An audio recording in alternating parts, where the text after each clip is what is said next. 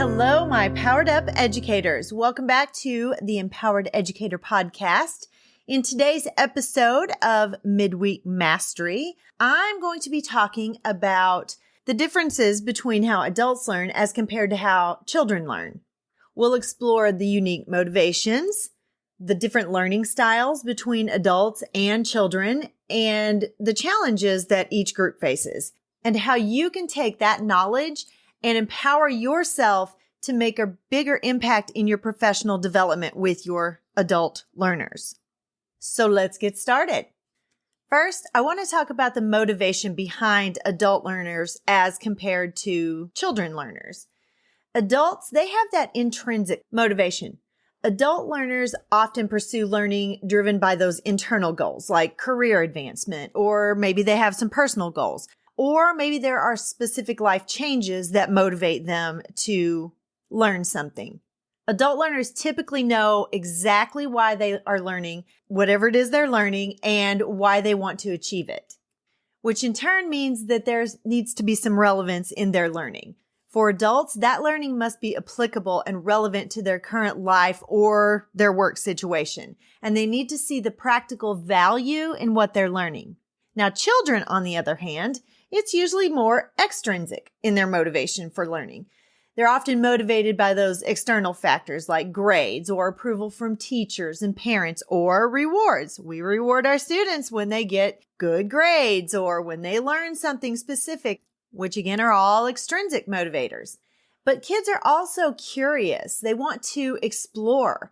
They're naturally curious, and they often have a joy just for the learning, the discovery. They discover when they're playing and they learn when they're playing, and that brings them joy, and they like doing it that way. And they're more open to exploring a wide range of topics without needing immediate practical application like adults do.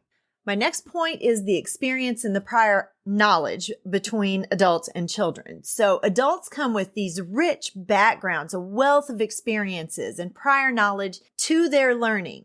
And they can draw on this knowledge to relate new information to what they already know. Adults tend to be more self-directed, and they can often identify what they need to learn, and they prefer to take charge of their own learning process. I know I do.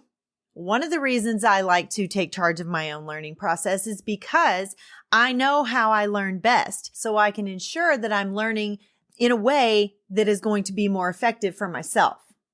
Children, on the other hand, they come with really a limited background knowledge. They're just now in the process of building their base of knowledge and their experiences, and they rely more on instruction and guidance from teachers and their parents and other students. They're dependent learners, not self-directed like adults are. They're way more dependent on structured learning environments, and they require way more direction and support than adult learners do. Next, the learning styles and strategies of adults is different than that of children.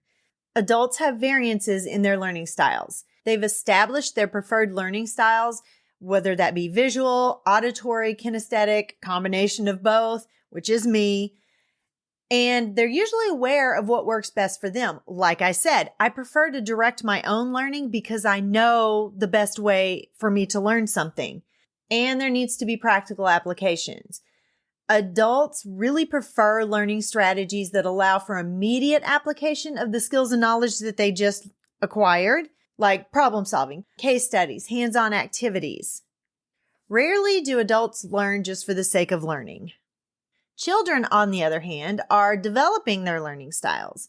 They're still discovering their learning style preferences, and they benefit from a variety of instructional methods to help identify really what suits them the best. They don't know yet. And where adults really need practical application, kids, they're learning through play, imagination, and experimentation, which is crucial. Interactive and engaging methods like games, storytelling, and those hands-on activities are highly effective for our student learners. So let's talk about some barriers to learning. For adults, time constraints can be a barrier. Balancing that work and home life, family, other responsibilities, maybe even a second job, that can make finding time for learning very challenging.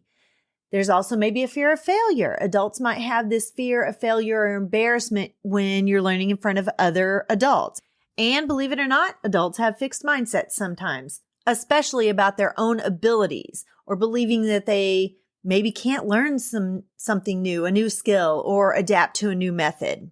Some of the challenges with student learners or children learners, they have short attention spans. We know that. Kids often have way shorter attention spans and they need more frequent breaks and changes in the activities. They also rely heavily on a conducive learning environment and support from adults to stay focused and motivated.